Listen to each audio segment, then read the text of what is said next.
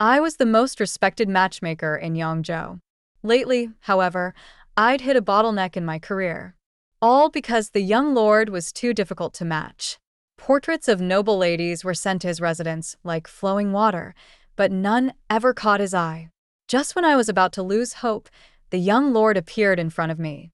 He raised an eyebrow and asked with a teasing smile, "Miss Sue, how about I marry you instead?" Dark clouds loomed overhead and rain dripped from the eaves.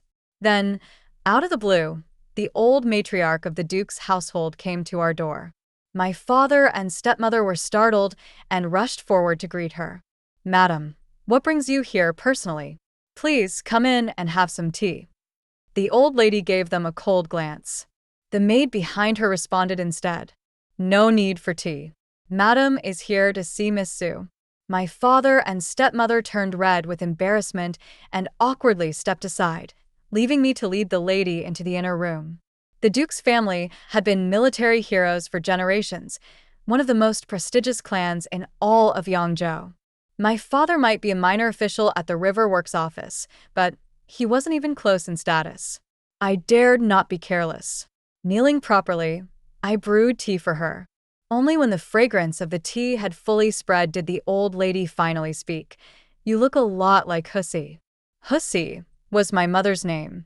She passed away many years ago, and few people still spoke of her. "You knew my mother?" I asked. "Hussy grew up before my eyes," she said.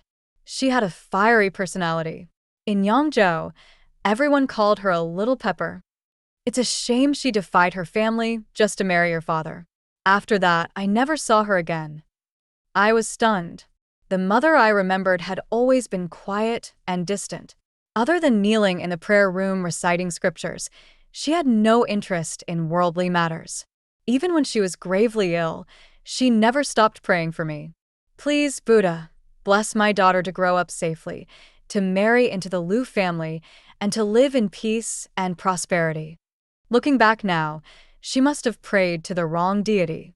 What kind of god would have such a black heart? After my mother passed, my father put on a show of grief for a few days, then brought in widow Zhang as his new wife. They even had a son together. I could have lived with that, but my stepmother was clearly insane. She always found ways to make my life miserable. She either accused me of stealing her jewelry or deliberately served me half-cooked rice. I complained to my father, but he was no better. "You don't understand. Chewing tougher rice is good for your teeth." I said, "If it's so good, why should I be the only one eating it? Let's all enjoy some together." Then I went to the kitchen, fetched a bucket of raw rice, and stuffed a handful into my little brother's mouth. He cried like the heavens had fallen, and I was beaten so hard it made the ghosts wail. So I began to count the days, dreaming of marrying the Liu family's eldest son, to whom I had been betrothed since childhood. The Liu family had run a prosperous rice business for generations, with more shiny white rice than I could ever eat. Once I married in, I swore I'd eat 8 bowls in one sitting. But he died, killed on the battlefield.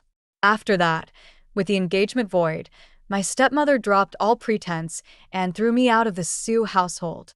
I wandered the streets until my Shifu found me. She handed me half a bag of dried sweet potatoes and bent down to ask, "Do you want to learn the matchmaking trade?" I mumbled through a mouthful, "Will there be more sweet potatoes if I do?" Though she looked down on my pitiful state, she still took me in as her disciple. My Shifu was a government-registered female official, paid by the court to act as a professional matchmaker for the noble families. It was a lucrative post. Any family with a name and reputation wouldn't skimp when it came to their children's marriages. To secure a desirable match, they were happy to curry favor with the matchmaker, offering gifts and visits. Within a year, I had become a welcomed guest in the homes of the city's elite. My father and stepmother could no longer sit still and came begging me to return home with their heads bowed. Today, the old matriarch braved the rain to visit me, all to find a suitable bride for her grandson. Her maid handed me a scroll. On it was the face of a young man, handsome and defiant, full of spirit. Such a face could only belong to one person in all of Yangzhou, Sui Du, the young lord of the Sui family. In all of Yangzhou, No one dared to arrange a match for the young lord. Not just because he loved wielding swords more than socializing, but because his prideful nature meant he looked down on every well-born lady in the city. My Sherfu once told me that the assistant magistrate, in hopes of marrying into the duke's family, had offered 100 taels of silver to a matchmaker. But before the matchmaker could even warm her seat, both she and the young lady's portrait were thrown out together. Because of that, my Sherfu often used the tale to teach me, don't ever take on a job where you lose both money and reputation. It's not worth it. She was right. So I rolled up the portrait and handed it back to the maid. The young lord is a heroic and distinguished man. Naturally, he deserves the finest match, I said. But the eligible ladies I know are either from merchant families or of too humble a background. I fear they would not be worthy of him. The old matriarch sipped her tea. I heard you have a younger sister, born of the same mother. My little sister's name is Jingyu. She's 10 and still mischievous enough to drive people mad. Has she ever attended a girls' academy? She hasn't. If she could begin her studies there, I believe second miss might grow into a well-educated young lady. She trailed off, but I understood what she was getting at. In Yangzhou, only girls from noble families had the right to attend the academy. But my father held a minor post, and my stepmother would never spend a coin on either of us sisters. If I wanted my sister to have a bright future, I had to earn it myself. Understanding this, I stood up and poured more tea for the old lady. In a few days, I'll deliver portraits of the finest ladies from every household to the manor. They are all talented and beautiful. It won't be hard to find someone who catches the young lord's eye. The old lady gave a slight nod, and her maid placed a tray of gold on the table. I could barely contain my joy. That money would be more than enough to help Jingyu rise up in the world. No sooner had the old matriarch left than my stepmother came sniffing around. Was that the old lady here to arrange a marriage?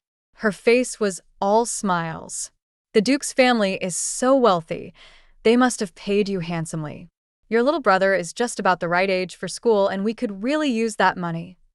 I shook my head. The old lady didn't come for matchmaking. She came with a message from the dead. She looked confused, so I went on spinning nonsense. She dreamed of my mother last night. Mother said she's all alone in the afterlife and was thinking of taking stepmother and father with her, so the three of them can keep each other company in the underworld. Wouldn't that be lovely? In broad daylight. What kind of nonsense are you spouting? My stepmother's face instantly changed color. From the side, Jingyu chimed in. If my sister's lying, then may your son get so constipated he can't poop. My stepmother was furious. You two are always in it together. I can't argue with you. I'll go talk to your father. Jingyu replied, Stepmother, you're a grown woman. If you can't win an argument and have to tattle, how embarrassing is that? Who says I can't win an argument? Well, whoever loses this argument, their son won't have a butthole. Clearly, Jingyu's schooling couldn't be delayed any longer. After staying up for 2 nights, I finally picked a few outstanding portraits and went to report back to the duke's manor. But as luck would have it, the old matriarch had gone to the temple to pray, so I had to wait in the hall. Drowsy in the afternoon heat, I dozed off by the window. In the haze of sleep, someone slipped in through the window. Despite his swift and silent movements, he still startled me awake. He had a straight nose, thin lips, and a lean waist. His features were fine, but he carried the unruly air of a bandit. I leapt up in fright, and the album of beauties on my lap scattered all over the floor. He casually picked up a few pages and raised an eyebrow. So, Su Jingshi, these are the brides you've picked for me? I stood frozen in place as Sui Du grabbed a crisp peach from the fruit plate and casually sat down. He gave me a cocky smile. What? Don't recognize me anymore? I laughed nervously. A man of your standing, young Lord Sui, who in Yangzhou hasn't heard your name? Oh, he asked, clearly amused. Then tell me, what kind of man am I? A heroic legend, naturally. I'd worship you on an altar and bow to you daily if I could. Sui Du narrowed his long, fox-like eyes, a chuckle slipping from his lips. My, how quickly Miss Su changes her tune. Just 3 years ago you were calling me your savior, saying you'd repay me with a lifetime of loyalty, even willing to serve me like a beast of burden. And now I'm not even dead, yet you're already talking about lighting incense for me. His words caught me off guard, making my heart tremble. I didn't dare look at him again, because as cringeworthy as it sounded, I really had said those exact things. 3 years ago, our army had suffered a crushing defeat in the western regions, but eventually returned in triumph. The streets were packed with citizens cheering them on, and I brought Jingyu along to search for my childhood fiancé, Lu Yu. He had been marching for over a year. I'd sent him 2 letters through connections, but neither had received a reply. I tried not to think the worst. He had promised he would bring me the brightest and roundest luminous pearl from the west. They say such pearls shine like stars in the day and glow like the moon at night. It'd look stunning on a wedding dress, he'd said. Though I longed for it, I couldn't help but frown. That must be expensive. So, what if it is? Lu Yu had smiled with that gentle gaze of his. My family owns 100 acres of farmland. Spending a little on you, my dear, is nothing. His tone was soft but full of certainty. When I return, I'll make sure you become the most radiant bride in all of Yangzhou. That promise still echoed in my ears, and I dazed off, until Jingyu tugged my arm. Sis, what does your fiancé look like? I've never even seen him. How do we find him? I wiped my tears and answered offhandedly, he'll be the one on a big horse, carrying a shiny sword. The most handsome one out there. Someone shouted, the young lord is here, and the crowd surged forward to catch a glimpse of the war god. I was knocked to the ground. Feet trampled over me. Pain tearing through my body. A column of soldiers rode in. The crowd parted, leaving a clear path. Suitor sat atop a massive black horse, gleaming in dark armor, a black sword at his waist. The aura of battle still clung to him. And from that towering height, his cold eyes looked down at me. Our eyes met. Just then, Jingyu darted out from the side. She flung herself at Suitor, clinging to him and wailing, brother-in-law, if you'd come any later, you'd be a widower already. Jingyu was bawling so loudly that it only made Suitor's face grow darker. He grit his teeth and snapped, are you all dead? Hurry up and get her off me. Several soldiers stepped forward to lift Jingyu away, but this little hellion wasn't afraid in the least. She started throwing a full-blown tantrum on the spot. Oh, sure, Lu Dalong. This is how you treat your future sister-in-law. Don't come crying when my sister marries that shady fortune-teller from East Town instead of you. As she went more and more off the rails, I shuddered in terror and dropped to my knees, banging my head against the ground. My little sister is young and doesn't understand proper behavior. She must have mistaken your lordship for my betrothed and spoke out of turn. Please, be magnanimous and don't take offense. Rumors in town had always said the young lord was ruthless and merciless. Best to bow low before the Buddha, then test your fate. I was still trembling with anxiety when that very Buddha opened his mouth and said, Lu Yu has already returned home. I looked up and saw Suitor staring heavily at me, a trace of pain flickering in his eyes. A silence more powerful than words. I stared at him, stunned.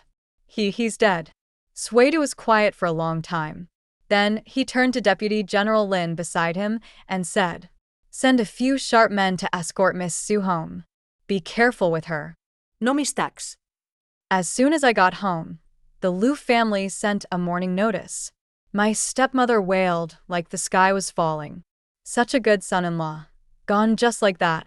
Our whole family was counting on those Lu family grain shops. And now you've lost your man, half a widow already. What decent family son would still want to marry you? I replied blandly. So, what if I'm a widow? Aren't you one too? Still managed to seduce my father into marrying you and raise your status from concubine to legal wife. Such defiance earned me a slap across the face. I couldn't be bothered to argue. I changed into mourning clothes and went to the Lu residence to pay my respects. But Madame Lu blocked me at the gate. She was supposed to be my mother-in-law, yet now she looked at me like she wanted to skin me alive. You curse my son to death, and now you have the nerve to show up here acting all high and mighty? Though our engagement had long been agreed upon, ever since my father's official career stalled, Madame Lu had begun to despise our declining family and was eager to break off the betrothal. A young lady from a salt merchant's family had long had a crush on Lu Yu. Seeing an opening, she hired a matchmaker to intervene. The matchmaker took her silver and hired a third-rate fortune teller who shamelessly claimed that I was not only cursed to bring death to my mother, but also my husband, a woman born under a star of doom. As ridiculous as it sounded, Madame Lu believed every word and insisted on canceling the engagement. But Lu Yu refused. Ever filial, he placed his sword on the incense altar in the ancestral hall to show his resolve. His parents had no choice but to agree. Now, Madame Lu's eyes were bloodshot. You've doomed the Lu family's bloodline. If you have any shred of decency left, get lost.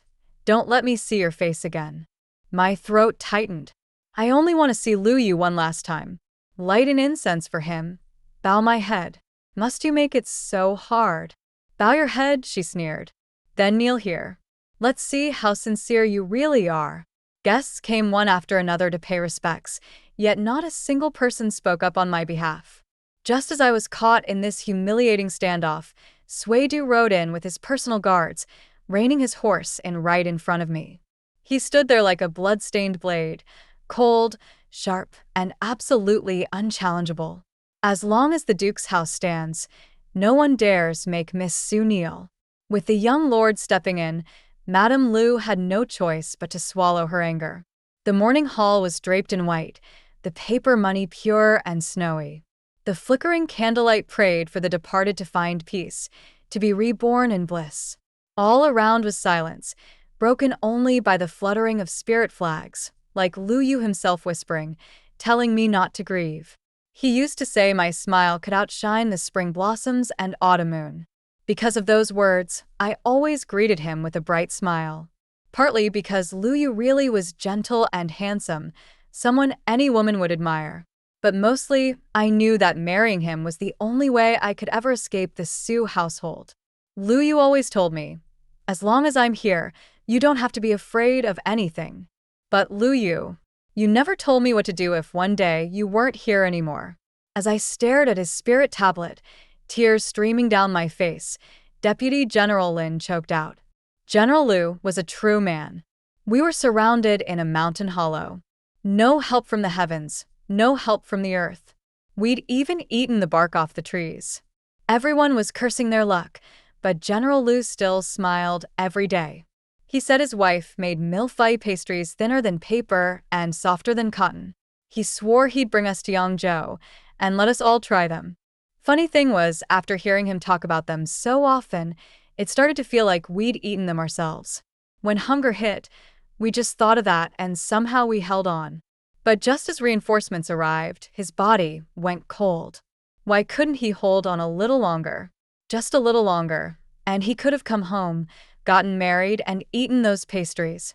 That big, burly man covered his face and cried like a child. As the sun sank low on the horizon, a glimmer of tears shone in Suitor's eyes. He took out a small box from his robes. This is all that's left of General Lu. My hands trembled uncontrollably. Not only because this was Lu Yu's final trace in this world, but because inside the box was a luminous pearl. When I returned to the Su residence, my bundle had already been thrown out the door. My father put on a show of righteousness. You've been acting recklessly, even going so far as to shame your own parents. If I don't discipline you, you'll set a bad example for your younger siblings. I sneered. If I'm a bad example, what does that make you? My stepmother gave a cold snort. All of Yangzhou knows you're cursed to bring death to your husband. Rather than let you die a lonely spinster, I, your mother, might as well point you to a better path. Either go out and find a way to make a living, or marry my nephew. It'll be a match within the family. Not exactly unfair to you. A match within the family? What a joke.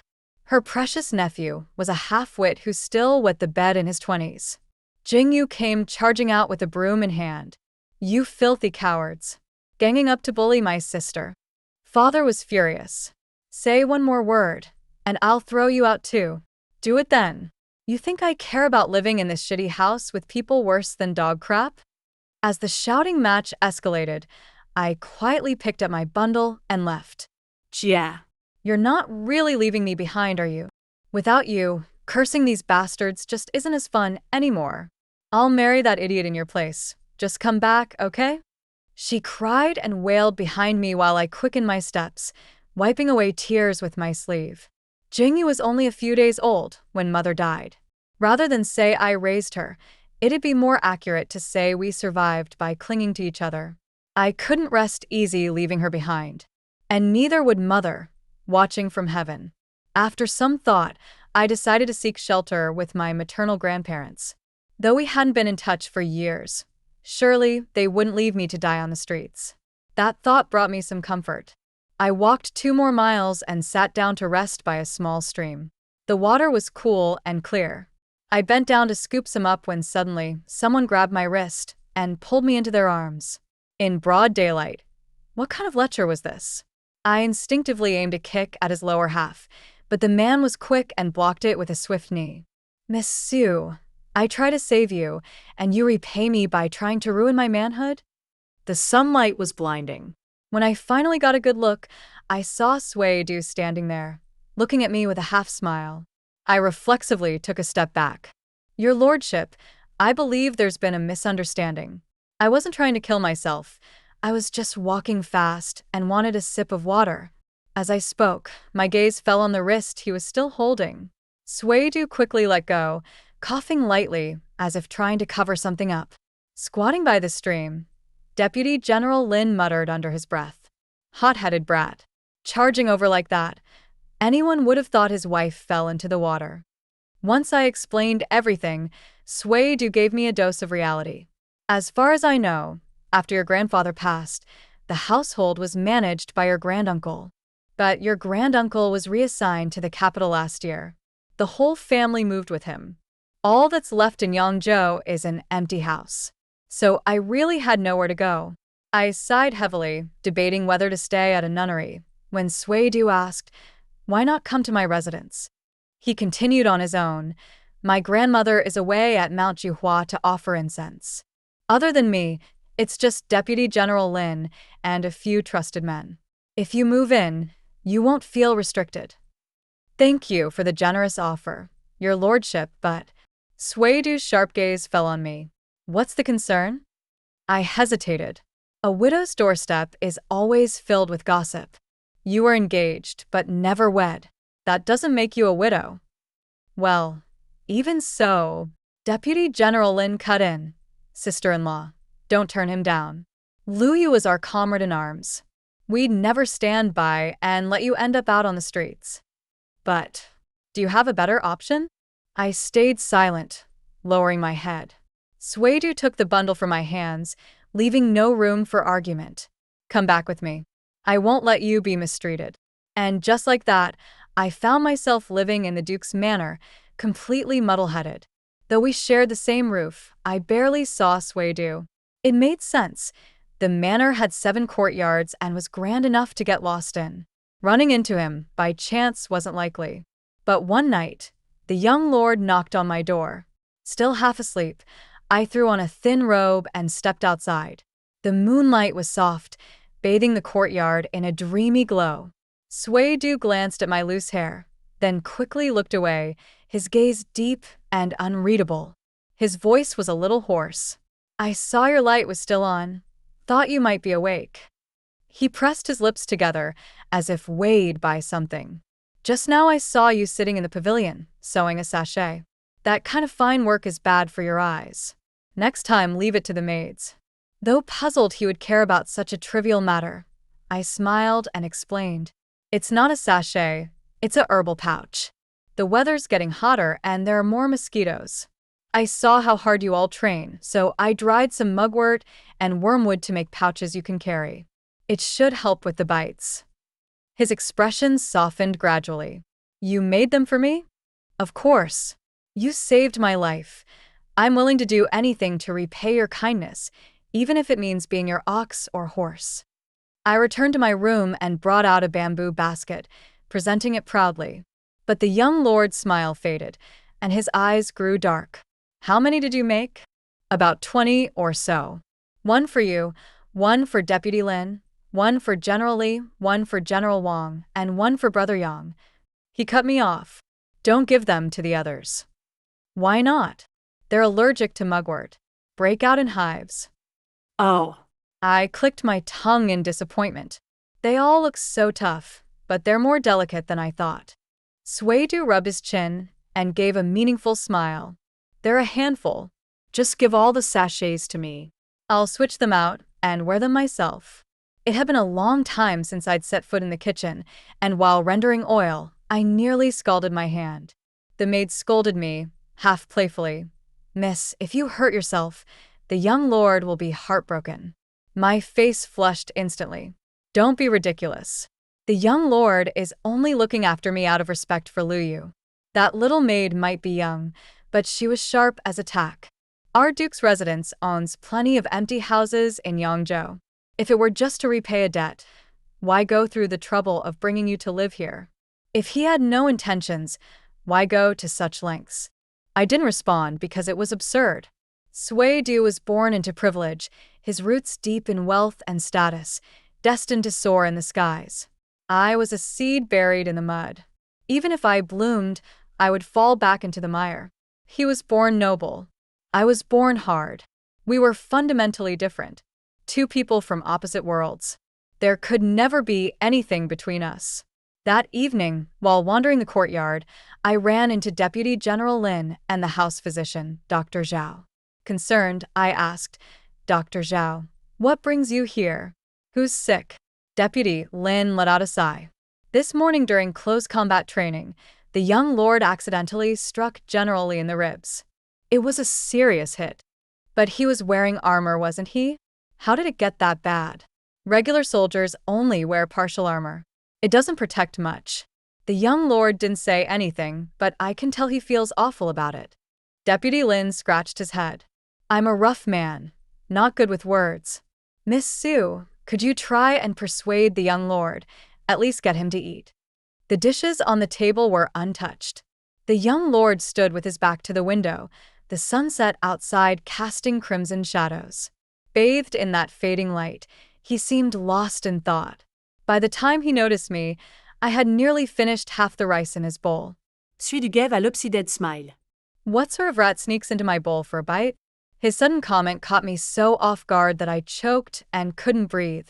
Alarmed, Suitor quickly wrapped an arm around my waist and pressed his fist 2 fingers below my navel. Within moments, I'd coughed it all up. He exhaled in relief, then realized what he'd done and immediately apologized. That was presumptuous of me. But it had to be done, he added. If I'd hesitated, you might have died. I steadied my breath and said, some wounds in life are unavoidable. You don't need to blame yourself so much, your lordship. Suitor narrowed his eyes. You've seen Deputy Lin. I have. Then you must know, General Li's lack of focus today wasn't laziness. Yesterday, he received news that his father passed. His gaze darkened, tinged with regret. We're all made of flesh and blood. Who doesn't have moments of grief? But seeing him in poor form, I didn't bother to ask why. I pushed him to fight instead. And so, I ended up hurting him when he was already hurting most. Your lordship feels guilt and compassion, I said seriously, but the enemy won't. General Li may have broken a rib, but that's better than dying nameless at the border. This will teach him to clear his mind before entering battle and fight without hesitation. After my long-winded speech, I paused to think of what else to say, only for my stomach to grumble first. Suitor laughed suddenly, all shadows dispelled. His smile felt bright and effortless. Who knew my manor housed a lady zhuge, clever and well-spoken. He reached out and ruffled my hair. You just threw up all that rice. You must be starving. Come, let's eat. I've always been someone with a clear sense of my place. The young lord treated me well because he saw me as Lu Yu's widow, a gesture of repayment. But others thought differently. They believed the young lord saw me as a dreamlike beauty he wanted to pursue. Deputy Lin crunched on peanuts as he analyzed the situation. The young lord turns red like a monkey's, but whenever he sees you. If that's not love, what is? I rolled my eyes. It's scorching outside. Everyone's face is red like a monkey's, but he's picky as hell with food, but he'll eat 3 bowls of your cooking. You had 5 bowls and 2 drumsticks. Does that mean you like me? That shut him up. Just then, a soldier called him away. He left behind a dramatic, "You're hopeless," before hurrying off. I saw Suitor walking down the corridor with a book in hand and asked, "Where are they off to?" "Drunken Flower Pavilion." "What's that?" He answered calmly, "A brothel." My face burned. "And you're not going?" Judging by Deputy Lin's excitement, I assume there must be some real beauties there. "I don't need to." I glanced at him, and before I realized it, my eyes drifted downward. With his looks and charm, could it be that he looked good but didn't work? Noticing my tragic and troubled gaze, Suitor's voice went icy. "What are you looking at?" "And nothing." He let out a cold snort and leaned in, dropping one last sentence. "If I wanted to see beauty, there's already one in this manor." "Is that the kind of thing you say to your brother's widow?" I truly couldn't make sense of it. But before I had time to figure it out, the war in the Northwest worsened by the day, and Suitor and Deputy Lin became too busy with military drills to joke around with me anymore. The moon grew full. Mid-Autumn Festival was approaching. I went to the market to look at lanterns and ran into the young lord by chance. He was fully dressed for battle, riding a black stallion that moved like the wind. When he caught sight of me from the corner of his eye, he quickly pulled the reins and stopped. I asked curiously, "Where's your lordship headed?" "The capital." His Majesty summoned me for an urgent audience to discuss strategy. "When will you return?" "I won't," he said. "Deputy Lin will pack up my things and send them to the capital. I'll head west from there." I was taken aback. "You truly won't be coming back?" Suitor nodded. His dark eyes suddenly brightened. "What? Afraid someone will bully you while I'm gone?" The way he looked at me made my heart race. I quickly waved my hands. "This morning, I rendered some pork suet and used wood ash to leaven dough. I was planning to make mille-feuille pastries for you all to try tonight, but since the timing's off, I'll make them for you when you return victorious." Under the dazzling lanterns, Suitor unexpectedly let out a rare laugh. He looked at me intently and said solemnly, "All right." Then he waved his riding whip and galloped off. I stood there for a while, until the sound of hooves, which had been fading, suddenly grew louder again. Moments later, Suitor appeared before me once more. The city gates were about to close. I asked, "You're not leaving tonight?" A light sheen of sweat covered his brow. "Not leaving. I'm going home to eat mille-feuille pastries." I lifted the steamer lid. Steam billowed out, fragrant and warm. The pastries were paper-thin, cut into diamond shapes, the color of lotus petals.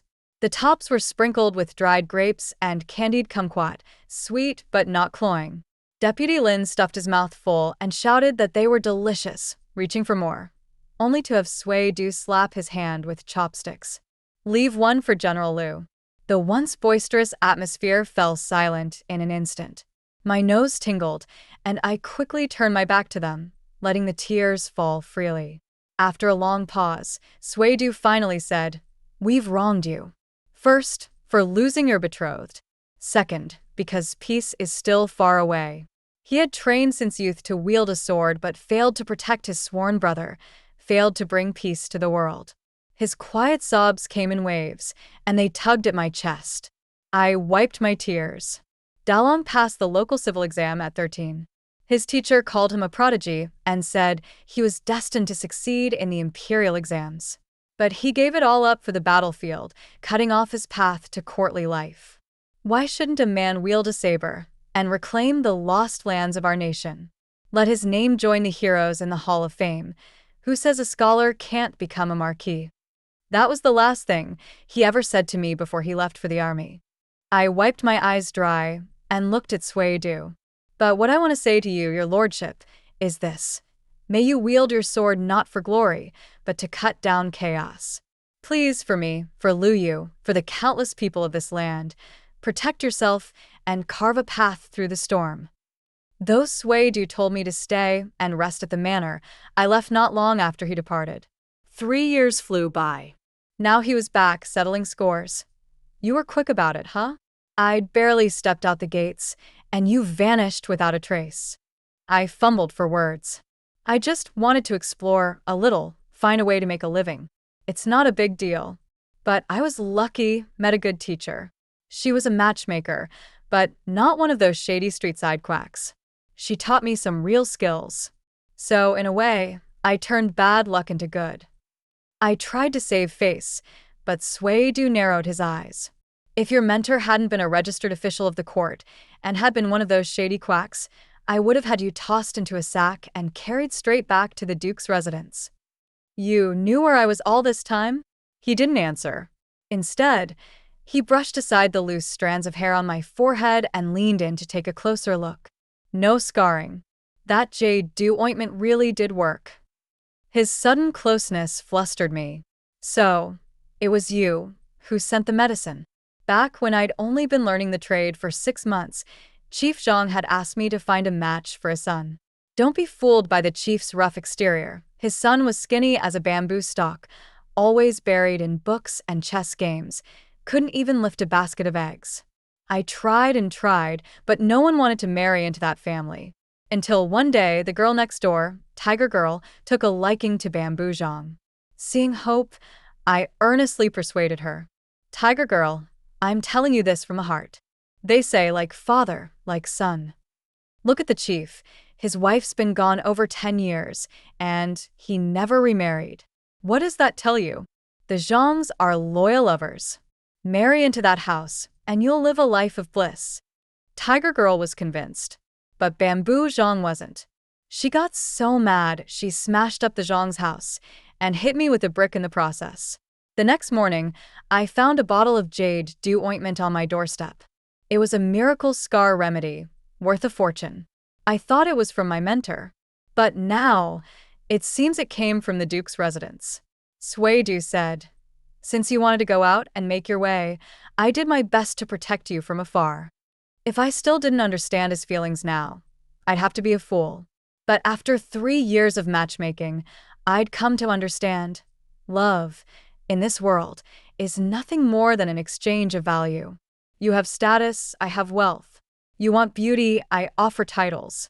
Only when both parties are equally matched can something thrive. When the gap is too wide, it rarely ends well. Suitor is a good man, but also a war hero, the noble young lord of a powerful house. I was a girl from a humble background. Even the Liu family turned their nose up at me. How could the Grand Duke's manor ever truly accept me? Though it made me inexplicably sad, I decided to be clear. Your lordship, there's something A maid entered abruptly. The old madam has returned. She requests Miss Su in the front hall. The old matriarch flipped through a portrait album, smiling from ear to ear. You've done well, Miss Su. These young ladies are all outstanding, especially the daughter of the Imperial Canal Inspector. What a lovable girl. I didn't know why, but although she was pleased, I couldn't bring myself to be happy. Clenching my hands, I forced a smile. You have a discerning eye, madam. That young lady isn't only well-versed in literature, she was raised under the abbot of Guanghua Temple and has strong Buddhist ties. Truly, the old lady perked up. That's exactly what I was hoping for. Then, grandmother, came a voice as the bead curtain lifted. Let her marry your grandson. Suitor stepped into the room, standing tall, his gaze unwavering. The old matriarch sighed. You're always the difficult one. All you ever do is fight. Which of these fine young ladies isn't good enough for you? What do these noble daughters have to do with me? Then, turning to me, Suitor raised an eyebrow and smiled. Miss Su, how about I marry you? Seeing that Suitor's expression was firm and not at all joking, the old madam quickly caught on. She smiled and teased. No wonder you've turned down every suggestion, afraid I'd mess up your match and ruin your fate.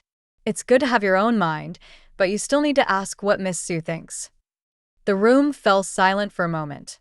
I lowered my head, but I could feel the burning gaze fixed on me.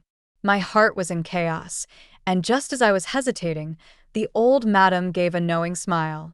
Forget it. I'm old now. You young people should make your own decisions. I breathed a long sigh of relief, bowed, and took my leave. But Sway-do followed me out. I knew what he was going to ask.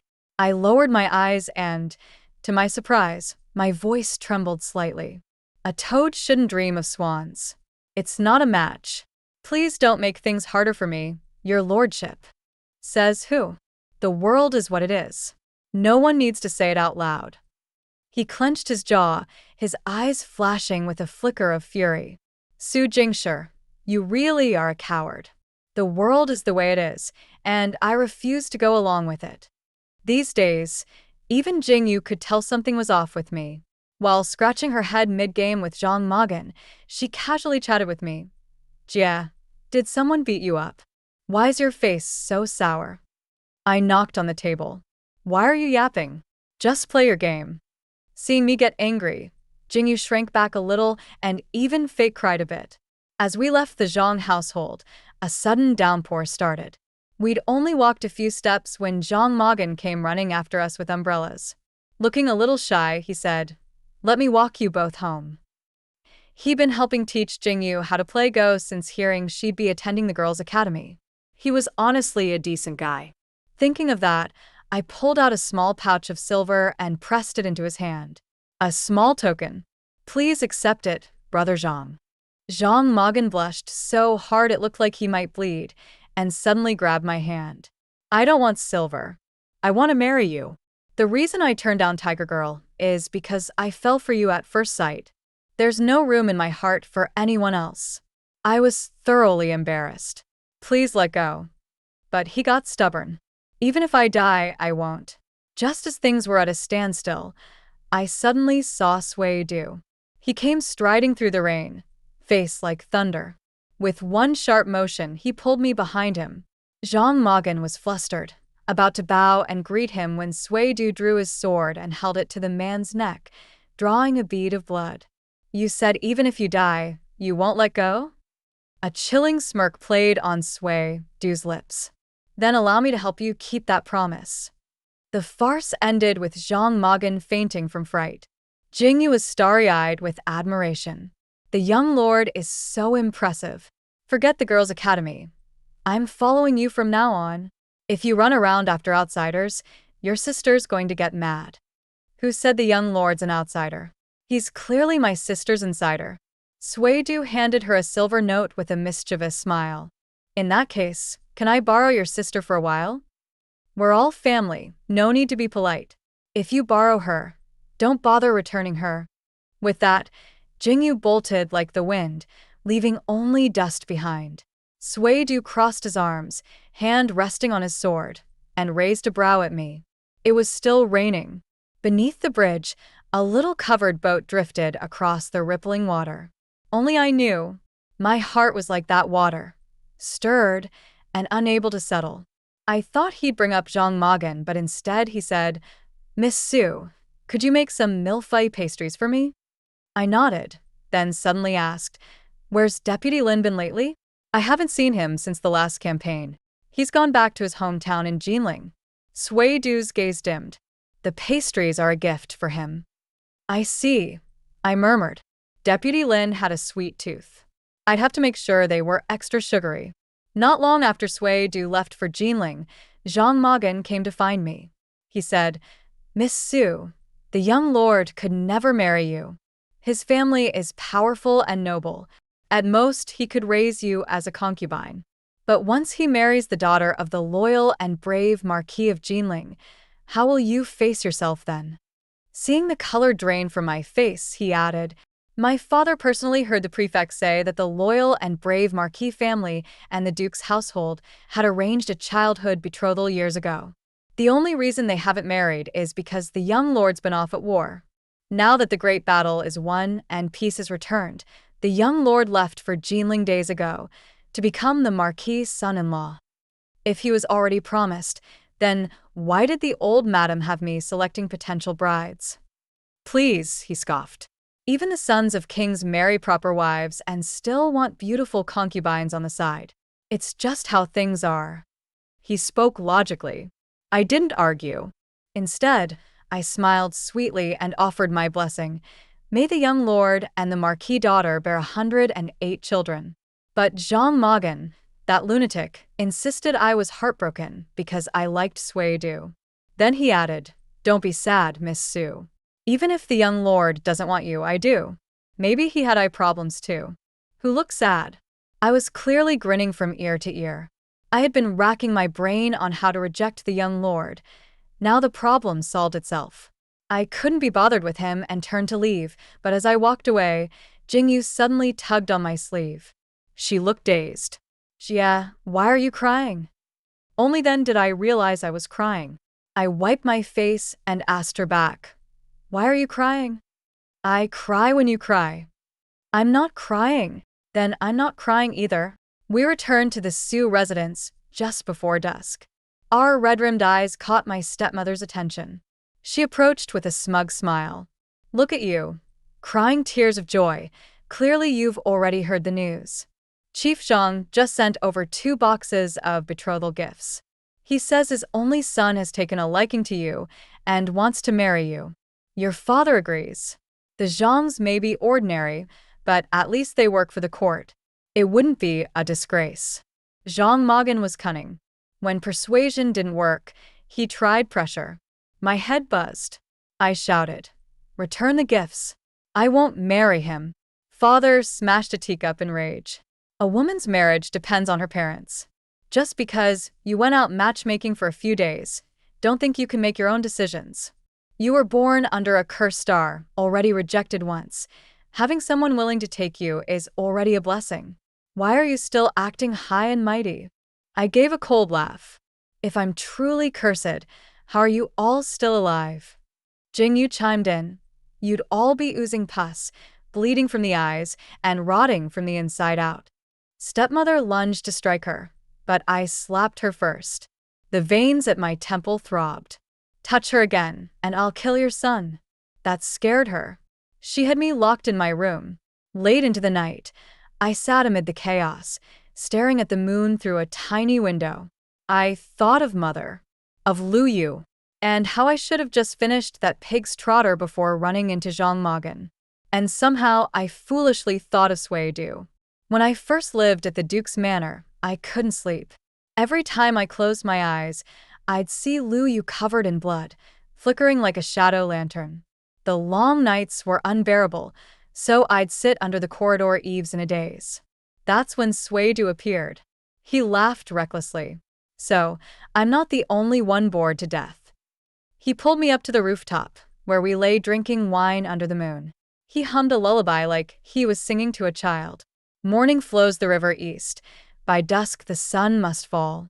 How many tomorrows can we have in 100 years? Come now, and hear my song of tomorrow." The young lord sang beautifully. I closed my eyes and slept peacefully until dawn. And here I was, locked away in Yangzhou at midnight, wondering if the moon in Jinling was just as lovely. Just then, a pair of puffy, red eyes peeked through the little window. Jingyu whimpered.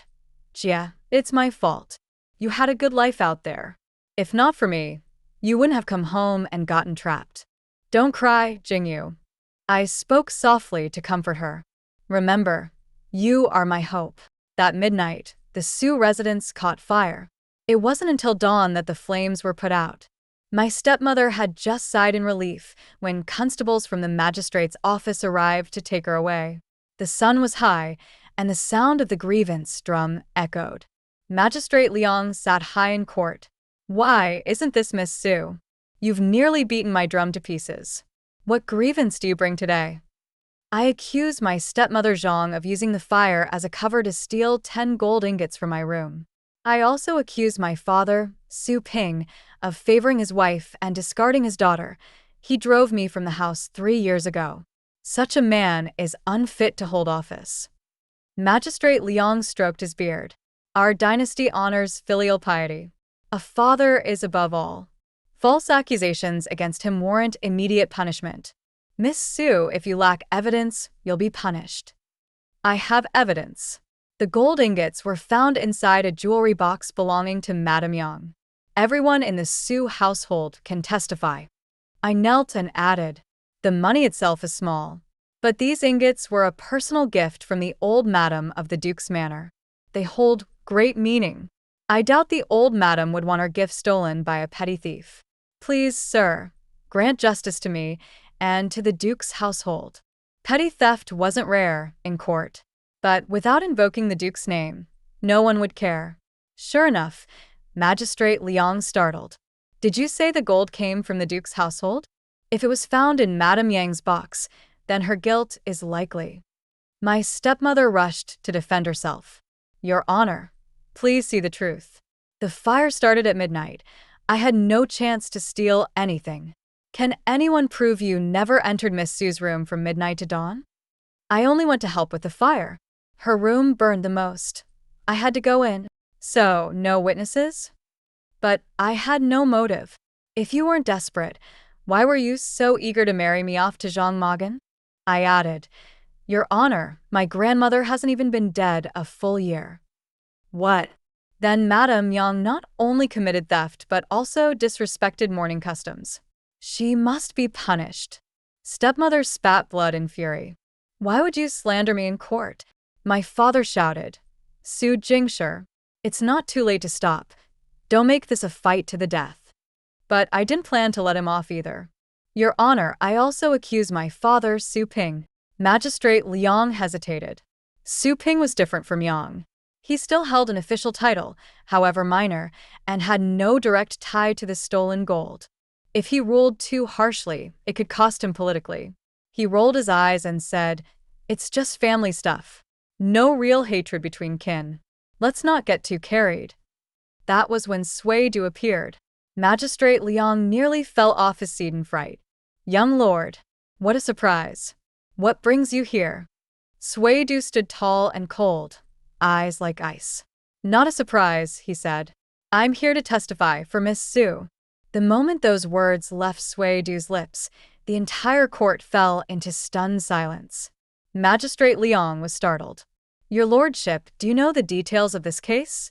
3 years ago, Suitor said coldly, Miss Su's fiancé died at the border. Zhang, seeing her lose her marriage alliance and become a bad deal, conspired with Su Ping to throw her out. Had I not intervened, she might not have survived that summer. His eyes were sharp as blades, sweeping slowly around the courtroom before finally landing on my father. In troubled times, how can a woman survive without support? You cast Miss Su out of her home. You cut off her last lifeline. If you can treat your own flesh and blood like this, what are the common folk? If you remain in office, it's only a matter of time before you cause greater harm. My father panicked. Your lordship, this is a misunderstanding. I've always cared deeply for Jingshi, never treated her harshly. I slowly opened my hands, ice cold. Su Ping, is this your version of not treating me harshly? My hands, once smooth and fair, were now covered in scars and calluses, clearly from punishment. Ever since Madame Yang entered the Su household, she's been at odds with me.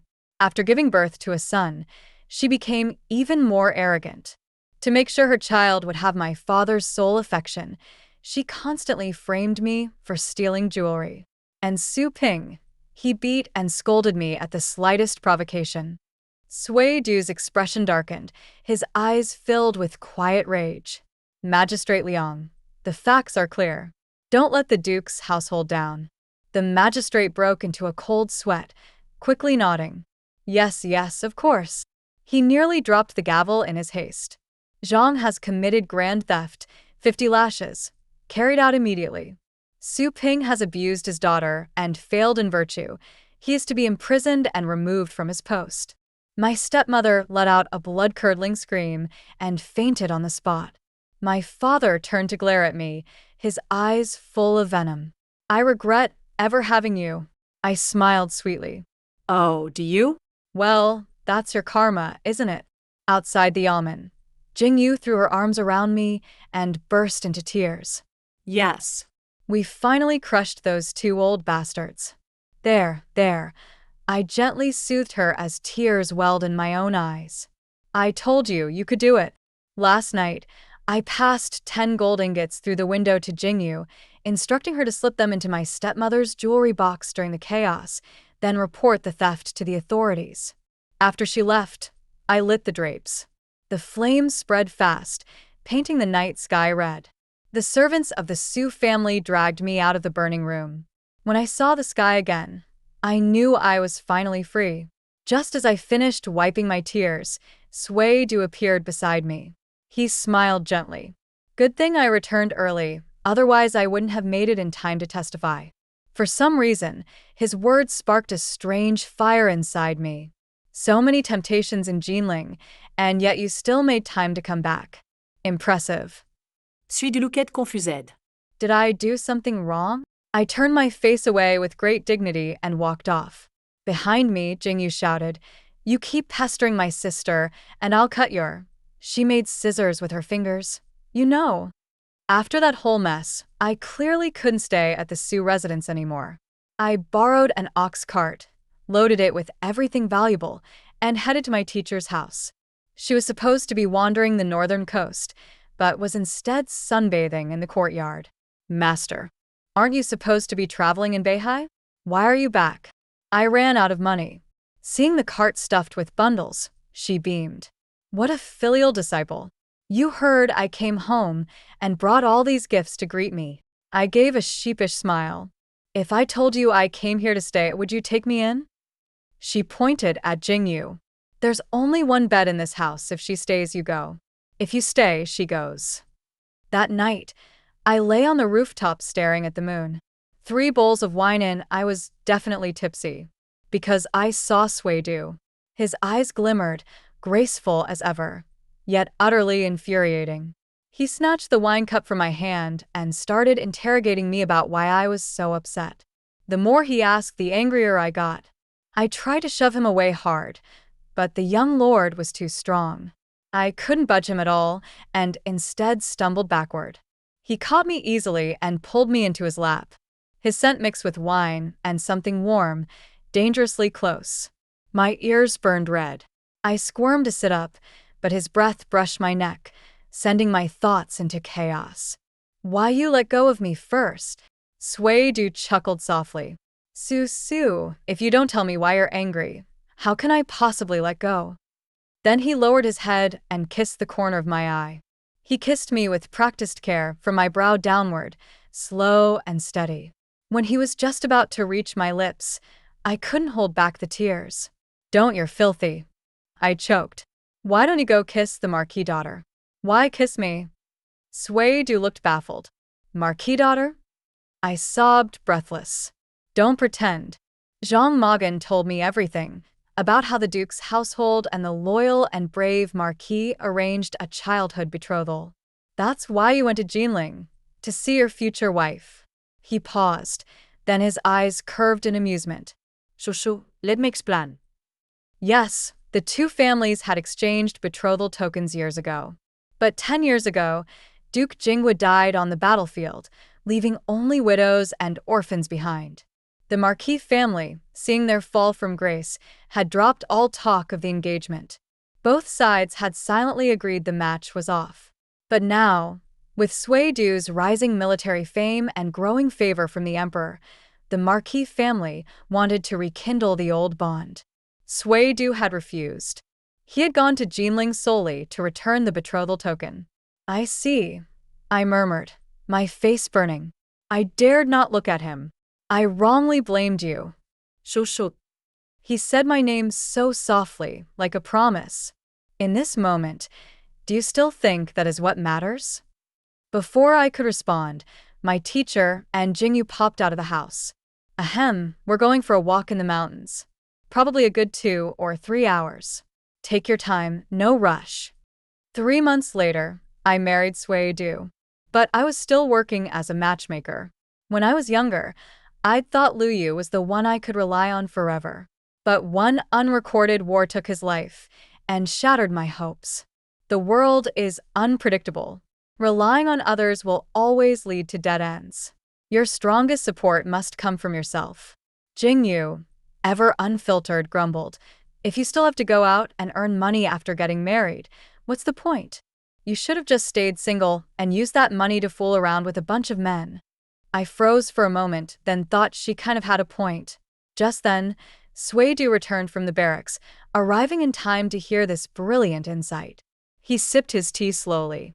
"Remind me, little sister-in-law, who helped you cover up that failing score on your last quiz?" Jingyu took off like a shot. "Brother-in-law, you traitor. I'll never trust you again." I searched all over the courtyard but couldn't find her. I returned, frustrated, only to see Suedu sitting calmly, flipping through a book, looking far too pleased with himself. "Are you even human, Suedu? Ganging up with my little sister?" In my fury, I snatched the book from his hands, only to see it was filled with risque drawings of elegant women and handsome men, utterly scandalous. Suedu chuckled darkly. "You'll find out tonight whether I'm human or not." Extra chapter suidu. The first time Suedu saw Su Jingshi was at the residence of the Imperial Salt Inspector. He had originally gone to race horses with the young master of the household. From afar, he saw a little girl kneeling in front of the gates, soaked through, looking utterly pitiful. He assumed she was just a servant being punished. But when he got closer, he heard the gatekeeper call her young Mississippi. He couldn't help but take a second look. She was a beautiful girl, 8 or 9 years old, her lashes trembling like misty rain. Though her head was bowed, Suedu could tell she had been crying. "Young miss, why won't you listen? Even if you kneel until the stone steps collapse, the master still won't give you any silver." But she was stubborn, refusing to leave no matter what was said. Out of her earshot, Suedu finally asked the question lingering in his mind. The gatekeeper sighed. Her mother was once a young lady of the household. Unfortunately, she fell in love with a scholar named Su. But he had neither a title nor a family name to stand on. When the master disapproved, the lady broke ties with her family and married him anyway. She lost her support, fell ill with a strange disease, and the scholar gradually grew cold. To seek money for her mother's treatment, the girl came back to beg from her grandparents. But she came too many times, and now the master doesn't bother with her anymore. Thinking of that stubborn silhouette, Suedu felt angry. As the 9th-generation heir to the Duke of Jingwa, he had known nothing but luxury and adoration since birth. He had never tasted adversity. He couldn't imagine how much hardship Su Jingshi must have endured just to survive.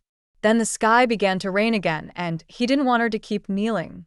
Suedu took off his cloak and asked the gatekeeper to deliver it to her in the name of the master. It was a fine silver fox fur, surely enough to ease her plight.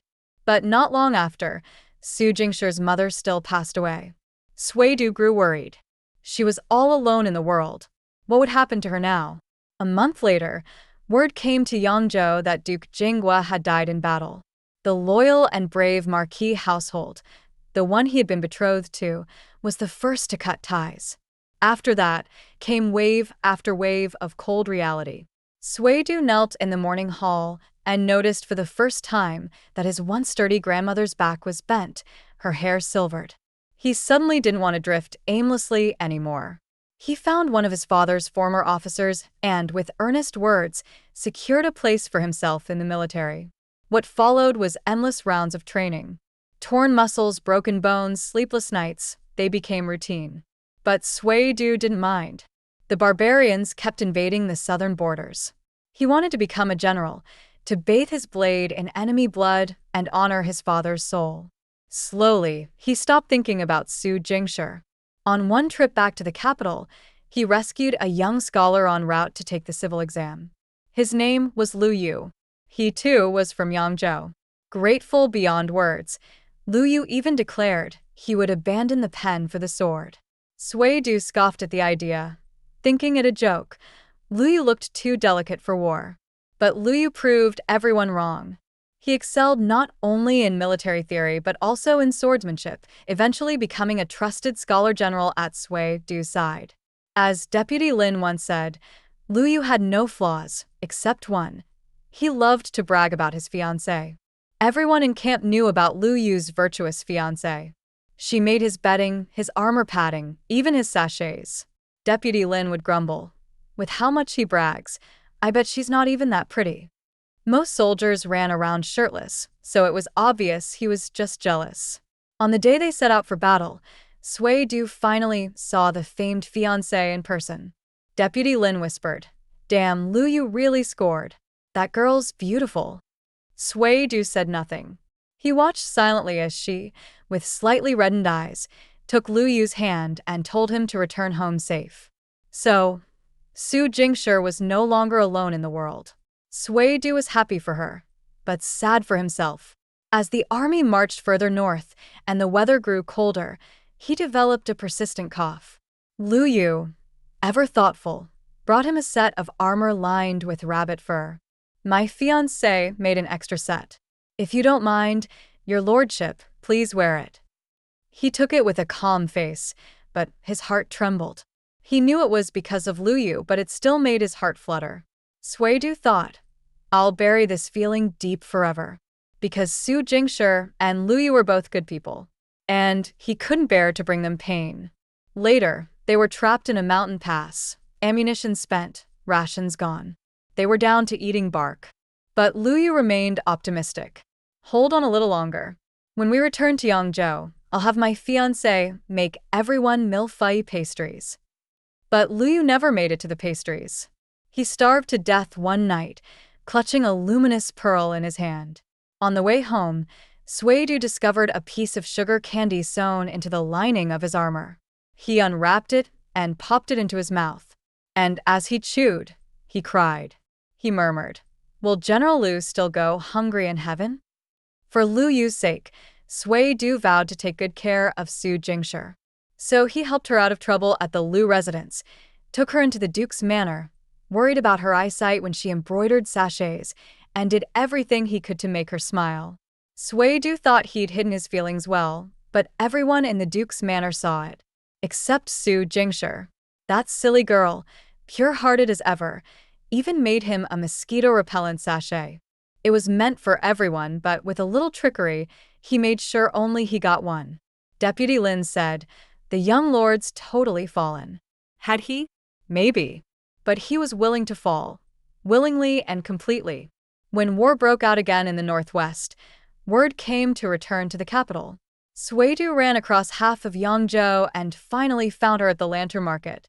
She said, "I made millefeuille pastries for you to try, but I guess you'll have to wait until you return victorious." She sounded a little disappointed, and on the battlefield, nothing was guaranteed. So he came back. That night, he drank a lot. Su Jingshi had told him, "Treasure yourself. Return triumphant." Those words became his only hope through near-death experiences. 3 years passed in the blink of an eye. Su Jingshi had made her name in Yangzhou, carved out her own place. Sui Du was proud of her. But when she guessed his feelings, she started avoiding him. It made him bitter. Had she never once felt anything for him? But the love in his chest wouldn't stop surging. Even in front of his grandmother, he confessed everything. She told him, "A toad shouldn't dream of swans. It's not a proper match." But Sui Du said, "Then I will defy this world." Accept fate? He wouldn't. He rode to Jinling, retrieved the childhood betrothal token from the loyal and brave Marquis house, and personally delivered millefeuille pastries to General Lin's ancestral shrine. Better to die wrapped in armor than return home in shame. Those were Lin's last words before he died. If there was such a thing as reincarnation, he hoped Lin had learned to speak again. Now that the world was at peace, this life would be different.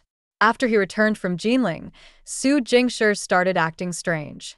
Her little sister was even worse, threatening to castrate him.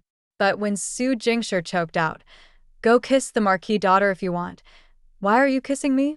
Sui Du froze, then smiled like a fool. So she did care. He didn't waste another moment. He sent an 8-man bridal sedan to bring her home as his bride. The red candles burned until dawn, a night of reckless passion. The next morning, they lay in bed, chatting idly. His wife suddenly asked, "Did Deputy Lin really have a mugwort allergy?" "What do you think?" Suitor chuckled, kissed her on the eye, and drifted into sleep. In a half-dream, they were back 10 years ago. He reached out to the little girl kneeling in front of the salt inspector's gates and said gently, "Come on, Susu. Let's go home." The end.